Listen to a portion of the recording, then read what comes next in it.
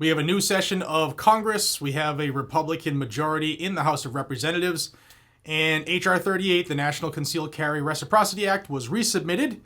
I want to tell you all about it. Before I do, I want to thank the sponsor of today's video, and that's Arms List. On Arms List, you can shop your local area for fantastic face-to-face steals and deals for items that we all love and use regularly, or you can utilize their national network of over 1,300 FFLs to find that special something you're looking for. You can also sell your items in your local area with no fees, no nonsense, and no BS. I've used this several times throughout the years, and I am very happy with the results. Maybe you should check it out as well. You can also get exclusive deals from partners on the Arms List Marketplace. All you gotta do is become a member, pay the low monthly fee, and enjoy all of the steals and deals that you might not see in other places. I want to thank Arms List for being a friend of the channel, and let's get on to today's news.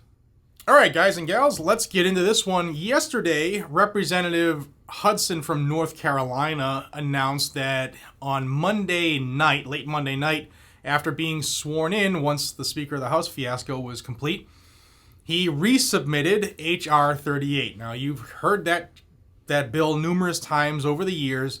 It is the Concealed Carry Reciprocity Act. Now, I will say right up, it is not a National Constitutional Carry Act.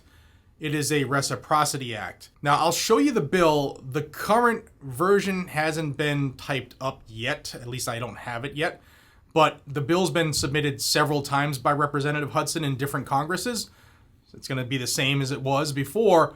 And here is what the last submitted version looks like. And you can see the short title is the Concealed Carry Reciprocity Act. We'll all know it as H.R. 38. And the big part is Section 926D Delta, Reciprocity for the carrying of certain concealed firearms. It says, notwithstanding any provision of the law of any state or political subdivision thereof, except as provided in subsection B Bravo, and subject only to the requirements of this section, a person who is not prohibited by federal law from possessing, transporting, shipping, or receiving a firearm, who is carrying a valid identification document containing a photograph of the person, and who is carrying a valid license or permit which is issued pursuant to the law of a state, and which permits the person to carry a concealed firearm or is entitled to carry a concealed firearm in the state in which the person resides, may possess or carry a concealed handgun other than a machine gun or a destructive device that has been shipped or transported in interstate or foreign commerce in any state that, 1, has a statute under which residents of a state may apply for a license or permit to carry a concealed firearm, or 2, does not prohibit the carrying of concealed firearms by residents of the state for lawful purposes. Section B, this section shall not be construed to supersede or limit the laws of any state that, 1, permit private persons or entities to prohibit or restrict the possession of concealed firearms on their property, or 2, prohibit or restrict the possession of firearms on any state or local government property, installation, building, base, or park. Now, this bill, like I said, we've seen it a few times.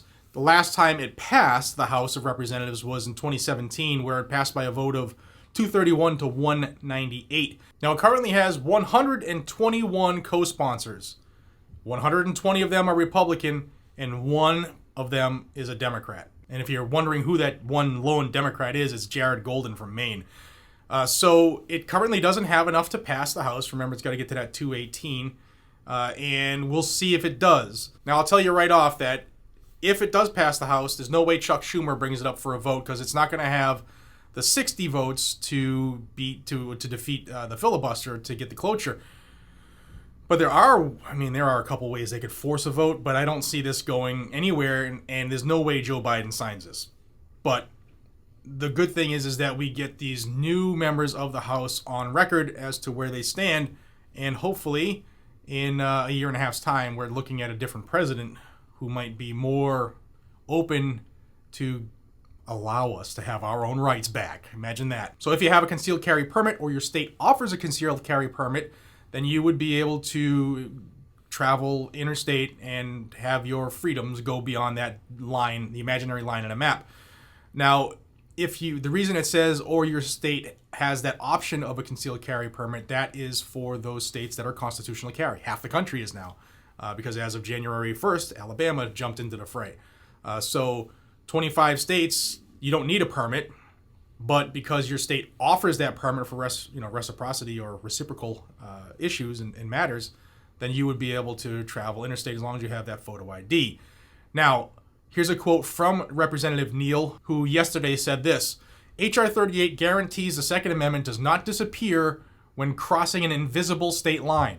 The Concealed Carry Reciprocity Act protects law-abiding citizens' rights to conceal carry and travel freely between states without worrying about conflicting state codes or onerous civil suits. I am especially proud to have such widespread and bipartisan support for this measure as I continue working to get this legislation over the finish line. H.R. 38 would allow people with state-issued concealed carry licenses or permits to conceal a handgun in any other state as long as the permit holder follows the laws of that state. It also allows residents of constitutional carry states the ability to carry in other states. Now, H.R. 38 is awaiting to be assigned to a committee that might come as early as today, and a few groups came out in support of it: the NSSF, the USCCA, and the NRA. So we'll see if this has any momentum. It's a long 2 years of this congressional session, so we'll see if H.R. 38 passes the House, dies in the House, gets a sniff in the Senate, but I don't see there's any way that Sniffin' Joe sniffs. I don't think he would ever sign this, no matter how far down that dementia road he's gone. But I just thought I'd bring you this information because this was announced yesterday. It was actually submitted Monday late night, and I will link it down below so that when the text does come available, you will have access to it for your bidding. Guys and gals, thank you so much for your time. Until we see each other again, be safe, stay vigilant, and carry a gun to keep you, your friends, your family, your community safe. If you love the Second Amendment, if you love our freedoms, if you love individual liberty, then subscribe to Guns and Gadgets down below. I will bring you information about our Second Amendment, good, bad, ugly, or indifferent, every single day. And I look forward to seeing you on the next one. Take care, y'all.